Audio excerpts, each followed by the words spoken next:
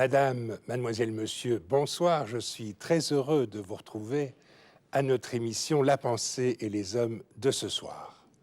On parle de la laïcité, on pourrait aussi évoquer les laïcités, et en particulier les laïcités dans le monde francophone. C'est notre thème de réflexion pour notre émission de ce soir. Je vous retrouve dans un instant après notre générique.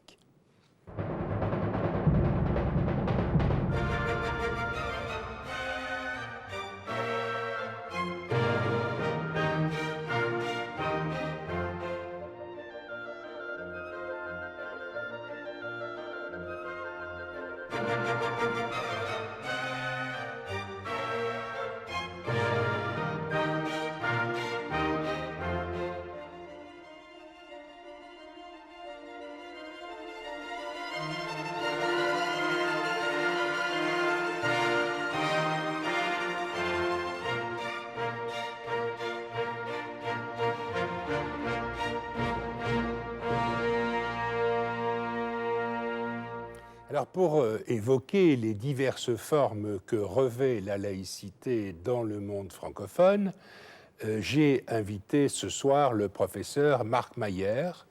Vous êtes docteur en sciences de l'éducation, santé publique. de l'éducation de la santé publique. Vous enseignez à l'Université libre de Bruxelles.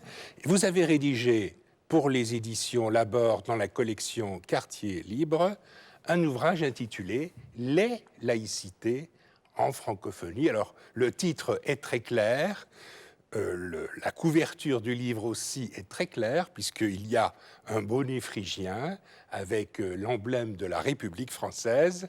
Vous dites, Marc Mayer, qu'il y a non pas une laïcité, mais des laïcités. Expliquez-nous ce que vous avez voulu dire par là. Mais en effet, il y a des laïcités, parce que d'abord, les pays sont différents et abordent les questions de relation aux conceptions de vie d'une part, mais aux relations et l'organisation des États est différente. Ainsi, on peut retrouver les différences, mais les points communs.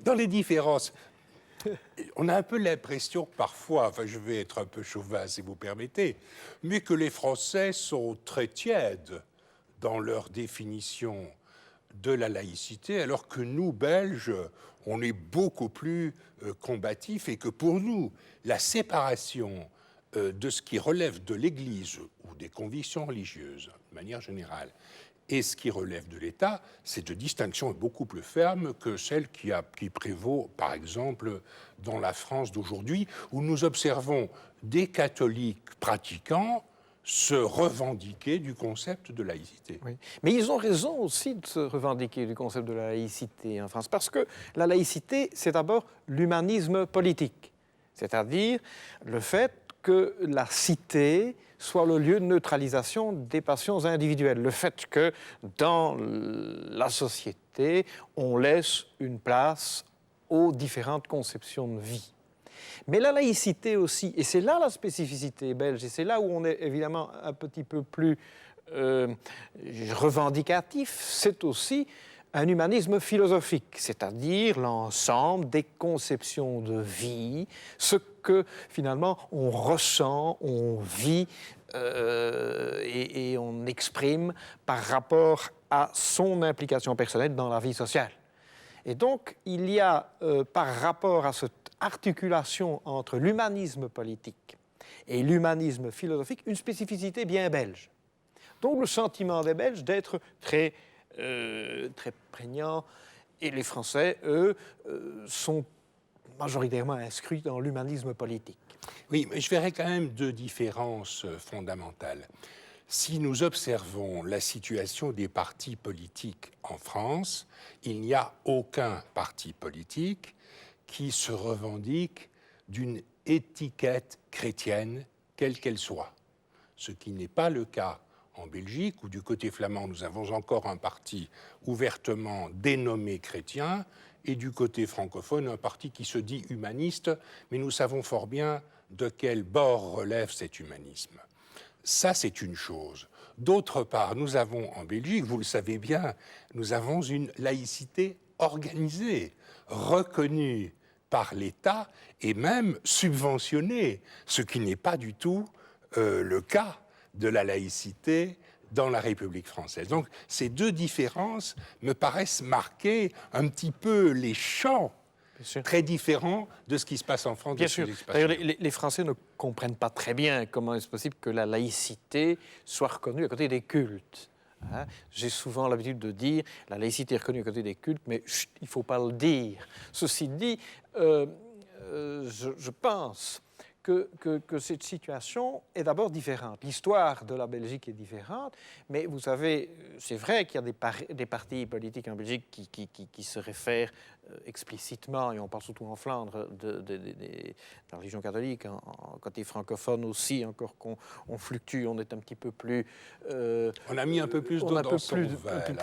Un peu plus d'eau dans son vin, mais il faut quand même reconnaître que depuis les années 60, donc 1960, même les partis qui mettaient toutes les revendications laïques au premier plan, Parti libéral, Parti libéral et socialiste, ont mis de côté ces revendications. Hein? Et donc, cette laïcité a dû, pour faire passer un ensemble d'idées, pour faire passer le fait que l'État devait être neutre entre les conceptions de vie, avait dû revendiquer des choses. Mais en les revendiquant, elle s'est montrée spécifique, en créant des services, notamment à la population, en montrant qu'un culte est reconnu non pas parce qu'il y a une autorité hiérarchique, mais parce qu'elle offre précisément des services, qu'elle est reconnue sur le plan social pour ça. Et c'est donc l'assistance morale qui a été reconnue en Belgique, évidemment. Alors vous, professeur Marc Mayer, vous êtes un homme de terrain. Hein, oui, ce que vous dites là, ce ne sont pas des idées un peu en l'air.